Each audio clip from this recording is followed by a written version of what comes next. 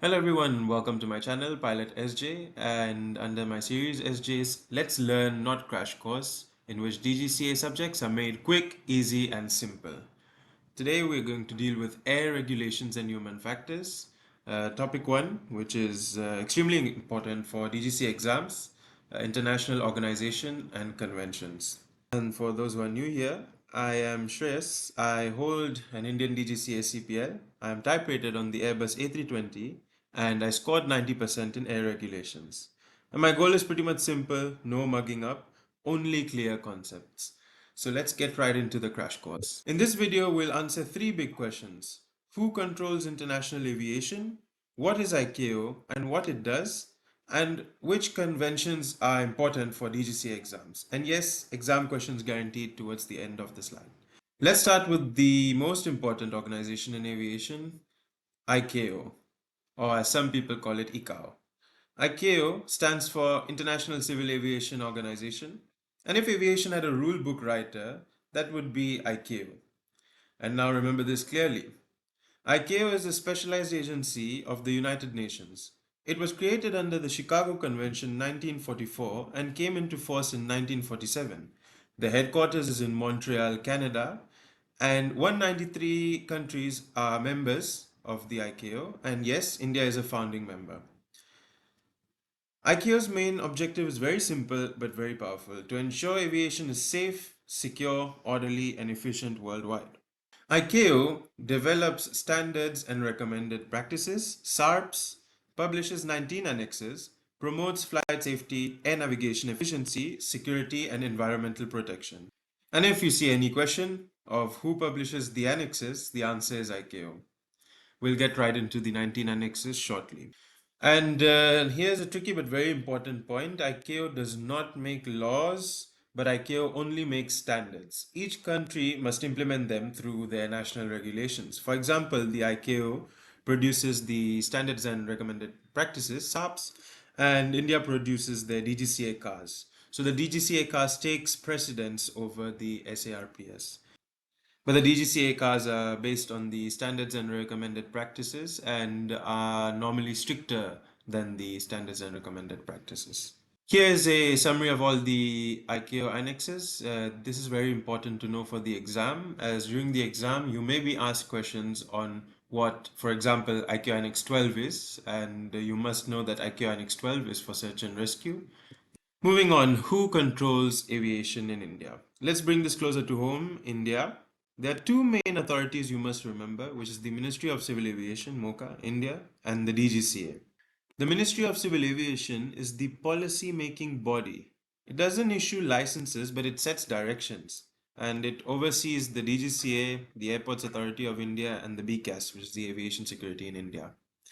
It's responsible for airport development, airline regulation and policy level, and bilateral air service agreements. And they represent India in an international aviation matters. The DGCA is the regulatory authority for civil aviation in India, and it functions under the Ministry of Civil Aviation. So DGCA's responsibility is to issue pilot licenses, register the aircraft, issues AOCs, and publishes CARs, ensures compliance with ICAO SABs. Moving on, international organizations and conventions. A convention is a legally binding agreement between countries. Once a country ratifies it, it must follow the conventions. So ICAO conventions exist to ensure standardization in global aviation. Let's get right into the different conventions that may be asked during your DGCA exam. This is a summary of all the ICAO conventions. It's important to note there will be questions which may ask you, for example, what the Montreal Convention was about, and you must know that the main focus was about sabotage, for example. And on to our first convention, the Paris Convention. The Paris Convention was the first step in aviation law. It established state sovereignty over airspace, and later this was replaced by the Chicago Convention, which we'll see in the next few slides. And moving on to the next convention, which is the Warsaw Convention of 1929. Warsaw Convention deals with liability, so basically passenger injury, baggage loss, cargo damage. This convention basically covers it all.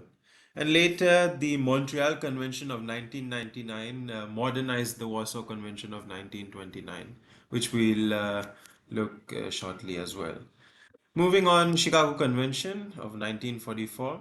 The Chicago Convention is the backbone of aviation conventions, and this is what established the International Civil Aviation Organization, ICAO, established sovereignty of airspace, and formed the basis of all the 19 ICAO annexes as we know them today.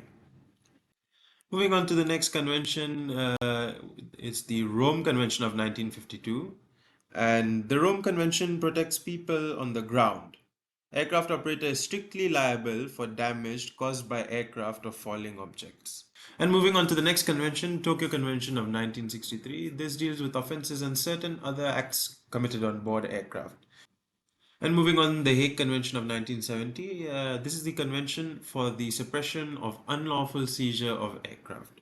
So, Hague Convention summarized deals about hijacking. Moving on, the Montreal Convention of 1971 is the convention for the suppression of unlawful acts against the safety of civil aviation.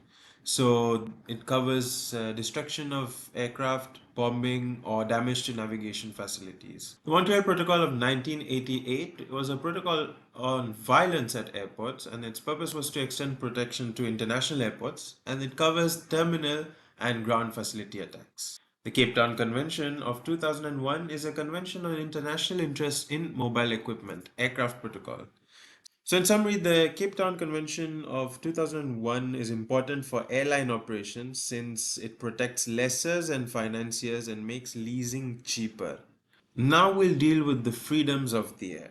The freedoms of the air basically decide where airlines can fly and carry passengers. They originate from the Chicago Convention, and its purpose is to regulate international air transport and to decide where airlines can fly, land, and carry passengers or cargo. There are 9 freedoms of the air, which are very important to know. This is a very nice illustration of the 9 freedoms of the air, and we'll summarize each freedom of the air for you to understand. So, the first freedom is the right of overflight, or simply said, the right to fly over another country without landing. For example, an Indian aircraft flying over Pakistan without landing. So, from the home state, the aircraft has the freedom to overfly a second country to go to its destination country. The second freedom is the right to land for non-traffic purposes, for example, refueling and maintenance. So no passengers or cargo can be picked up or dropped. For example, an Air India flight departs Cochin for its destination, Maldives, and it makes a technical stop in Sri Lanka, but it is not permitted to pick up any passengers or cargo from Sri Lanka, but only to refuel and continue. The third freedom is the right to carry passengers or cargo from a home country to another country. For example, an Air India flight flying passengers from India to the UK. So, summarized, the third freedom is home to foreign country. And the fourth freedom is the opposite of the third freedom, which is inbound traffic, the right to carry passengers and or cargo from another country to the home country. For example, Air India flying passengers from the UK to India. The fifth freedom is the right to carry traffic between two foreign countries provided the flight originates or ends in the home country. And for example, a flight originating from India, hypothetically Mumbai, heading towards London but stops over in Dubai, however, picks up passengers between Dubai and London. So that's the fifth freedom summarized. The sixth freedom is a combination between the third and fourth freedom, and this is the right to carry traffic between two foreign countries via a home country. For example, from the UK, London, to India, Mumbai, and thereafter it continues to Australia using India as a hub. Okay, moving on. So, the seventh freedom is the right to operate flights entirely between two foreign countries. So, summarized, to operate from a second state to or from a third state. For example, an Indian airline, hypothetically Air India, flying a route from Dubai to London without ever touching India.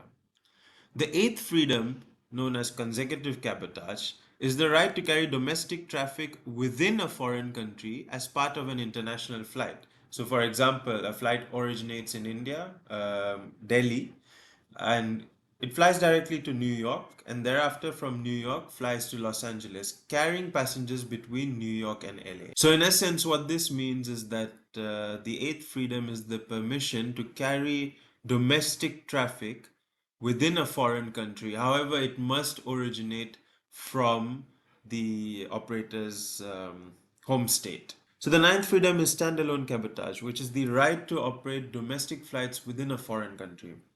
So an example is an Indian airline operating only New York Los Angeles flights. And one important point is the meaning of cabotage. Cabotage is the right of an airline to carry passengers, cargo, or mail between two points within the same foreign country. And in simple words, it means domestic flights inside another country operated by a foreign airline. This is a summary of the freedoms. It's very important to know these freedoms as you may be asked questions on the same. Okay, moving on, an important point to note is the International Air Service Transit Agreement in 1944 versus the International Air Transport Agreement in 1944. To cut it short, India ratified the Transit Agreement, the IASTA, in 1944, which allows foreign airlines to overfly Indian airspace and make technical stops subject to certain conditions. However, India did not ratify the International Air Transport Agreement of 1944, as India, like most countries, prefers to regulate commercial air services through bilateral air service agreements instead. Moving on to another important subtopic, leasing. Wet lease. A wet lease is an aircraft lease in which the lessor provides the aircraft along with the crew, maintenance, and insurance, ACMI. So, ACMI means aircraft crew maintenance and insurance. The lessor operates the aircraft. The lessor's AOC is used, meaning Air Operator Certificate, which is a mandatory document that aircraft need to carry. The lessee markets and sells the seat, and this is used in normally short-term arrangements. For example, Highfly. Highfly is a Portuguese wet lease airline known for its Airbus fleets, and they provide Airbus A321, 330s, and 340s. And hypothetically, an Indian operator could contract with Highfly and use its Highfly's crew, Highfly's maintenance, Highfly's insurance, and all that the Indian operator would do is to market and sell the seats of the aircraft under their name. Moving forward, damp lease. A damp lease is similar to a wet lease, but the lessor provides an aircraft maintenance and insurance, while some or all of the crew are provided by the lessee. So in this, there's a shared crew responsibility, and the AOC, it may depend on the authority approval and used as a transition between wet and dry lease.